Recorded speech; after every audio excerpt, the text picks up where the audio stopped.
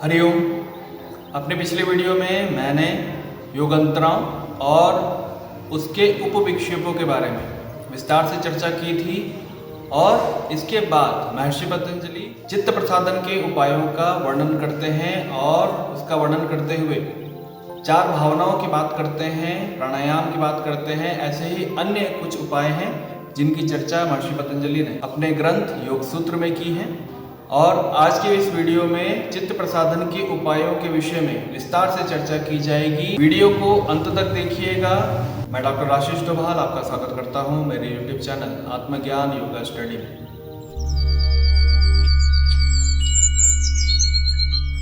चित्त प्रसादन का अर्थ है चित्त को निर्मल बनाना। वैसे तो सामान्य अर्थ में प्रसादन का अर्थ होता है स्वच्छता, लेकिन अलग अलग शास्त्रों में अलग अलग तरीके से प्रसादन शब्द की विवेचना की गई है। जैसे जो नाट्य शास्त्र है उसमें प्रसादन का अर्थ होता है शांत करना, आयुर्वेद में प्रसादन का अर्थ होता है ठोस करना, लेकिन योग दर्शन में प्रसादन का अर्थ प्रसन्नता से लिया गया है, निर्मल करने से लिया गया है। तो यहाँ पर जो शब्द है चित्त प्रसादन 2 शब्दों से मिलकर बना है, जिसमें पहला शब्द है चित्त और दूसरा शब्द है प्रसादन। चित्त को हम विस्तार से पहले ही उस पर चर्चा कर चुके हैं कि चित्त किसको कहते हैं, और प्रसादन का अर्थ यहाँ पर प्रसन्नता या निर्मल करने से लिया गया है कि किस प्रकार योगंत्राओं से और उपविक्षेपों से जो ग्रसित जो हमारा चित्त है उसको किस प्रकार निर्मल बनाया जा सकता है। इसी का विवेचन करते हुए महर्षि पतंजलि ने कुछ उपायों का यहाँ पर वर्णन किया। महर्षि पतंजलि ने समाधि पाद के 33 नंबर सूत्र से लेकर 39 नंबर के सूत्र तक इन चित्त प्रसादन के उपायों का विस्तृत वर्णन किया। चित्त प्रसादन के उपायों का वर्णन करते हुए महर्षि पतंजलि ने सबसे पहले 4 प्रकार की भावना का वर्णन किया है, जिसे भावना चतुष्टय भी कहा गया है। इन 4 प्रकार की भावना का वर्णन करते हुए महर्षि पतंजलि कहते हैं कि मैत्री करुणा मुदित उपेक्षाणाम सुख दुख पुण्य पुण्यम भावना चित्त प्रसादन की मैत्री, करुणा, मुदिता और उपेक्षा, ये 4 भाव रखने चाहिए किसके प्रति? सुख, दुख, पुण्य और अपुण्य व्यक्ति जो हैं उनके प्रति इन भावों को रखने से व्यक्ति का जो चित्त है वो निर्मल बनता है, प्रसन्न होता है। किस प्रकार ये कार्य करता है इसके बारे में विस्तार से चर्चा करते हैं। इस सिद्धांत के पीछे सबसे महत्वपूर्ण जो सिद्धांत है आकर्षण का सिद्धांत कार्य करता है, क्योंकि हम जिस चीज को देखते हैं, जिसके प्रति विचार करते हैं, हम भी उसी की तरह होने लगते हैं। इसीलिए महर्षि पतंजलि ने कहा है कि इन 4 प्रकार के भावों से अपने चित्त को निर्मल बनाया जा सकता है, जिसमें सबसे पहले मित्रता की बात की गई है कि मैत्री किससे, कि जो सुखी व्यक्ति है उसके साथ मित्रता का भाव होना चाहिए। जैसे कि सूत्र में भी कहा गया है मैत्री करुणा मुदितोपेक्षा किसके साथ? क्रमशः सुख दुख पुण्य अपुण्य, कि जो सुखी व्यक्ति है उसके साथ मित्रता कर लेनी चाहिए। उस सुखी व्यक्ति की मित्रता के कारण जो हमारा मन है वो भी सुखी हो जाएगा, क्योंकि सामान्य तरह से भी देखा गया है कि जब कोई मित्र सुखी होता है, प्रसन्न होता है, तो हम उसकी प्रसन्नता में प्रसन्न होते हैं। लेकिन अगर हमारा कोई शत्रु है या जिसको हम पसंद नहीं करते और वो अगर प्रसन्न हो रहा है तो हम कहीं ना कहीं दुखी हो जाते हैं। और सामान्य भाषा में भी कहा जाता है आजकल के उसमें कि व्यक्ति अपने दुख से दुखी नहीं है, दूसरे के सुख से दुखी है।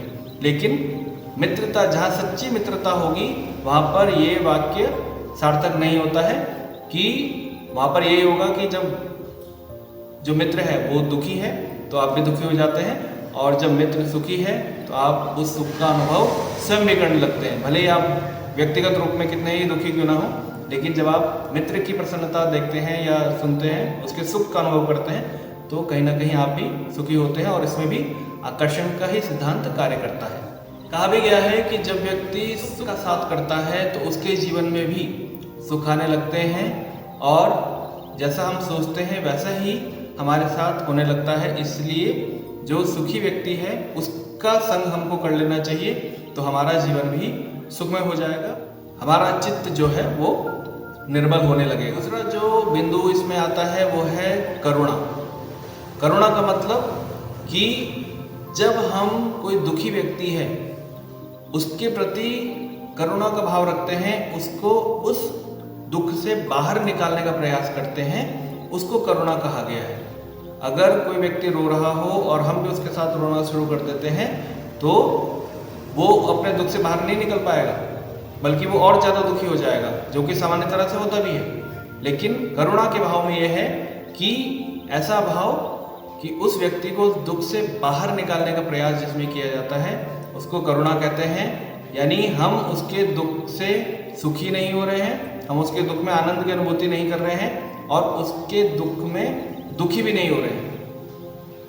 कि सामान्यतः रूप से ये देखा जाता है कि अगर किसी के साथ कोई दुर्घटना हो जाती है तो व्यक्ति के मन में दो ही विचार आते हैं कि अगर वो उससे ईर्ष्या करता होगा तो कहेगा बहुत अच्छा हुआ, ऐसा ही होना चाहिए था इसके साथ तो, और अगर वो हमारा थोड़ा सा प्रिय है तो एक भाव फिर भी मन में आ जाता है कि अच्छा हुआ मेरे साथ नहीं हुआ, दूसरे के साथ हुआ, मैं बच गया। कहीं ना कहीं ये दोनों ही भाव गलत हैं।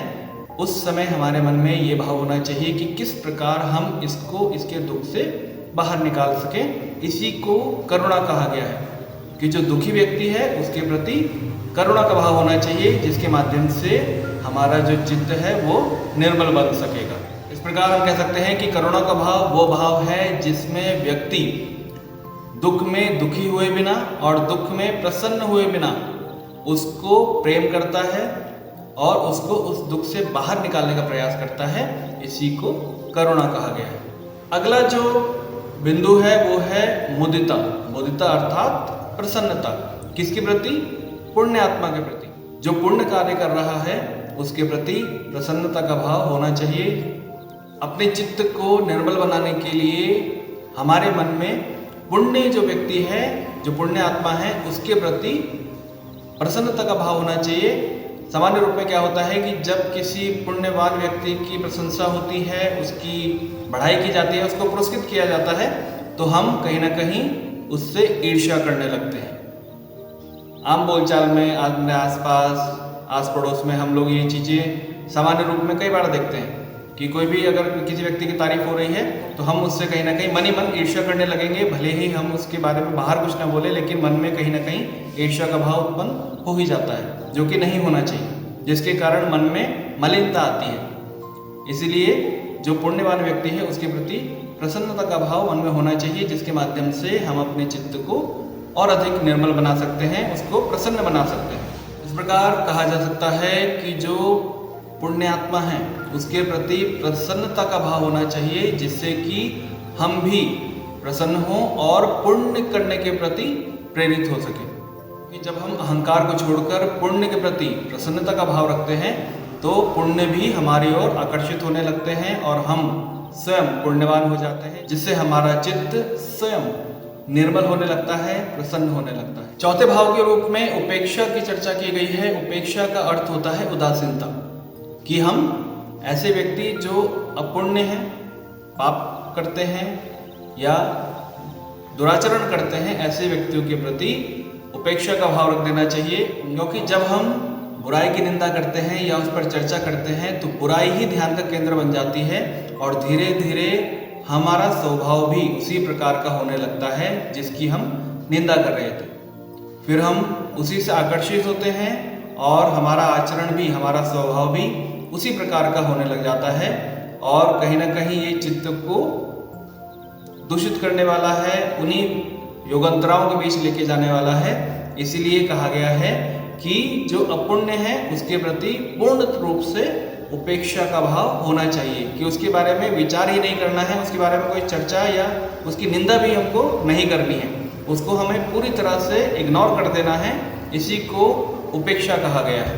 इस प्रकार हम कह सकते हैं कि हम भले ही चाहे या ना चाहे, अच्छाई हो बुराई हो, उसके प्रति हमारा आकर्षण और विकर्षण हमारे चरित्र का हिस्सा बन जाता है। इसलिए उपेक्षा के भाव को धारण करके अपने चित्त को निर्मल बनाया जा सकता है। इस प्रकार इन 4 प्रकार के भावों के माध्यम से चित्त को निर्मल बनाया जा सकता है और चित्त के विक्षेपों से मुक्ति पाई जा सकती है। इस भावना चतुष्टय के माध्यम से चित्त को निर्मल बनाने की चर्चा करने के बाद महर्षि पतंजलि प्राणायाम के माध्यम से चित्त को निर्मल बनाने की चर्चा करते हैं। ये विषयों की प्रवृत्ति के द्वारा, ज्योतिषमती प्रवृत्ति के द्वारा, वितराग पुरुषों के ध्यान के माध्यम से और स्वप्न और निंद्रा के ज्ञान के आलम्बन के माध्यम से भी चित्त प्रसादन की चर्चा करते हैं। यदि आप चाहते हैं कि इन विषयों पर भी विस्तार से चर्चा की जाए तो कमेंट में आप हमें बताइएगा।